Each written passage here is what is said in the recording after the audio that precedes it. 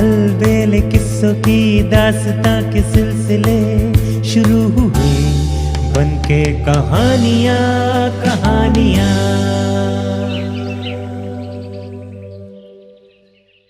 आइए सुनते हैं आज की कहानी, लालच का अंत बुरा। पक्षियों का स्वभाव खुले आकाश में उन्मत्त उड़ान भरना होता है। अपनी ही मौज में मस्ती करने, मीठा मीठा कलरव करते उड़ते रहते हैं।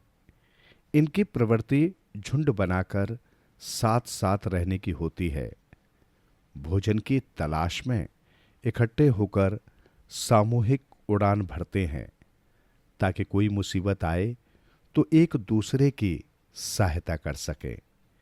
इस वक्त पक्षियों का एक झुंड आकाश में उड़ान भर रहा था।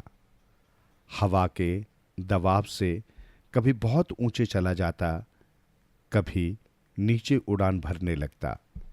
उनका मुखिया पक्षी जिस ओर रुख करता, सभी उसका अनुसरण कर रहे थे। बिना किसी अवरोधक के वे सब मस्ती में उड़ रहे थे। अचानक उस झुंड की नजर जमीन पर बिखरे अनाज के दानों पर पड़ी। दानों को देखते ही सब खुशी से चहकने लगे, चहचहाने लगे। वे धरती पर उतर आए और दाना चुगने लगे। उनका एक साथी पक्षी कुछ कमजोर शरीर का था। उसे जमीन पर उतरने में थोड़ा वक्त ज्यादा लग रहा था।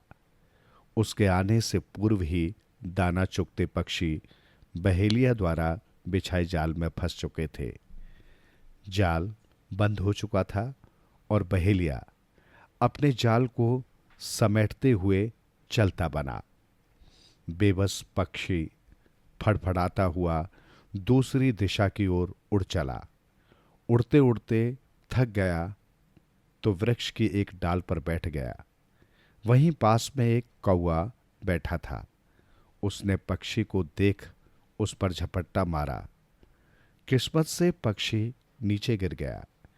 नीचे वृक्ष के पास घनी झाड़ियां थी। कौवा दोबारा झपटा तो पक्षी सरक कर झाड़ी में घुस गया। कौवा उन झाड़ियों में नहीं घुस पाया। हताश निराश कौवे ने शोर मचाकर अपने साथियों को बुला लिया, लेकिन सभी मिलकर भी पक्षी को पकड़ पाने में कामयाब नहीं हुए। थक हार कर वे सभी वहां से उड़ गए। अब पक्षी को झाड़ियों में सुरक्षित रैन बसेरा मिल गया। आराम से दाना चुगने के लिए बाहर निकलता और भोजन लेकर वापस अपने ठिकाने पर लौट आता। इस प्रकार से दिन निकलते गए। एक दिन एक साधु अपने शिष्यों सहित उसी झाड़ी के पास वाले वृक्ष के नीचे डेरा लगाकर बैठ गया। वे सभी दिन भर भिक्षा मांगते और शाम ढलते ही वहां आ जाते। खाना बनाया जाता। कुछ अन्न ईश्वर के नाम पर अलग रख दिया जाता। पक्षी अपने ठिकाने से निकलता, रखान खाकर पुनः घर में घुस जाता। भोजन से निर्वृत्त होकर साधु शिष्यों को उपदेश देता। उन उपदेशों को पक्षी ध्यान से सुनता। धीरे धीरे वो मानवों की भांति बोलने लगा। उसे भी ज्ञान की बहुत सी बातें पता चल गई। ये कहावत सच साबित हो गई। जैसा खाए अन्न वैसा बने मन, जैसा बने मन वैसी बुद्धि होए, जैसी बुद्धि होए वैसा करे कर्म, जैसा कर्म करे वैसा भोगे फल।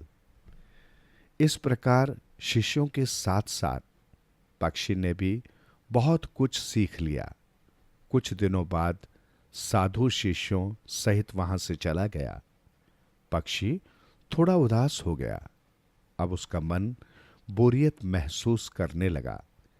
एक दिन ज्यादा उबकर वो वहां से उड़ गया। घूमते घूमते वो एक जगह शिकारी द्वारा बिछाए जाल में फंस गया। शिकारी जाल में फंसे पक्षी को साथ लेकर घर आया और पत्नी से बोला, आज एक पक्षी फंसा है, इसे ही पकाओ, मजा आ जाएगा। मृत्यु साक्षात पक्षी के सामने थी। उसने चालाकी से काम लिया, चूंकि वो मनुष्य की भाषा जानता और समझता था, बोलता भी था। उसने शिकारी से कहा, हे मानव, मेरे शरीर पर थोड़ा सा मांस है, इससे तुम्हारे परिवार का पेट नहीं भरेगा। अगर मुझे छोड़ने का वादा करो तो मैं तुम्हें 4 ऐसी अनमोल शिक्षाएं दूंगा जो ताउम्र तेरे काम आएंगी। इससे तुम्हें यश और पूंजी दोनों मिलेगी। पक्षी को बोलता देख शिकारी बहुत हैरान हुआ। उसने पक्षी को जाल से निकालकर पिंजरे में डाल दिया और छोड़ने का वादा कर लिया, इस शर्त पर अगर वो उसे जीवन में काम आने वाली ज्ञान की बातें बताएगा। पक्षी बोला, पहली बात तो ये कि बीती बात पर क्या पछताना, उससे हमेशा सबक लो, पछताना नहीं चाहिए। दूसरी बात, ध्यान से सुनो, वो बात जो समझ में ना आए उस पर क्या विश्वास करना, न करो तो नुकसान उठाओगे। तीसरी बात, हाथ आई वस्तु कभी न छोड़ो, चाहे वस्तु छोटी सी क्यों न हो, उसमें संतोष करो, उसे स्वीकार करो। इतना कहकर पक्षी चुप हो गया। शिकारी की अधीरता बढ़ गई। उसे ज्ञान की बातें जानना बहुत रुचिकर लग रहा था। पक्षी से अनुरोध किया कि चौथी बात भी जल्दी से बता दो। पक्षी ने कहा, मैंने वचन के अनुसार 3 अनमोल बातें तुम्हें बता दी हैं। चौथी बात भी अमूल्य है, पर बहुत पवित्र है, किसी बंधन में रहकर नहीं सुनाई जाती। कहने और सुनने वाले को पाप लगेगा।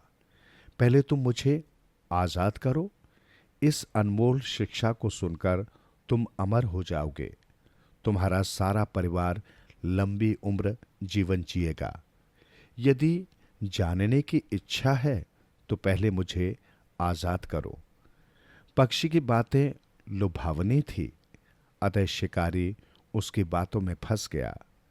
उसने पिंजरे का दरवाजा खोल दिया। पक्षी तुरंत पिंजरे से निकला और घर के बाहर वृक्ष की डाली पर बैठ गया। शिकारी उससे चौथी शिक्षा सुनाने का आग्रह करने लगा। पक्षी ने कहा, हे शिकारी, तेरे जैसा मूर्ख व्यक्ति मैंने आज तक नहीं देखा। तुझे ज्ञान देने का कोई फायदा नहीं और नहीं सुनकर तुम्हें कोई फल मिलने वाला है। शिकारी ने पुनः अनुनय की, हे बुद्धिमान पक्षी, तुम इतना तो बता दो कि मैं मूर्ख कैसे हुआ और मुझे ज्ञान की बातें सुनने का फायदा क्यों नहीं है। पक्षी बोला, तुम्हें मैंने शिक्षा दी कि हाथ आई वस्तु को कभी न छोड़ो। तुमने संजीदगी से इस बात पर विचार नहीं किया और हाथ आए शिकार यानी मुझ पक्षी को छोड़ दिया। इसका मतलब ये निकला कि तुम ज्ञान की बात सुन तो रहे हो, पर उन पर अमल करने की समझ तुझ में नहीं है। मैं इस सच्चाई से परिचित था कि यदि तुम्हें ज्ञान मिल गया तो मुझे छोड़ने की मूर्खता नहीं करोगे। मेरे गुरु साधु ने यह भी कहा था कि असली साधु वही है जो अपने प्राणों की बाजी लगाकर भी दूसरों का भला करे। मैंने अपने प्राण दांव पर लगाए और अपना ज्ञान तेरे साथ बांटा। यदि तुम सच में विवेकशील होते तो आजीवन मुझे कैद में रखकर ज्ञान की अनमोल शिक्षाएं सुनते रहते। अब ईश्वर ने मुझे दोबारा जिंदगी दी है, उसका धन्यवाद करता हूं। ये कहकर पक्षी वहां से उड़ गया। शिकारी अपनी नासमझी पर हाथ मलता रह गया।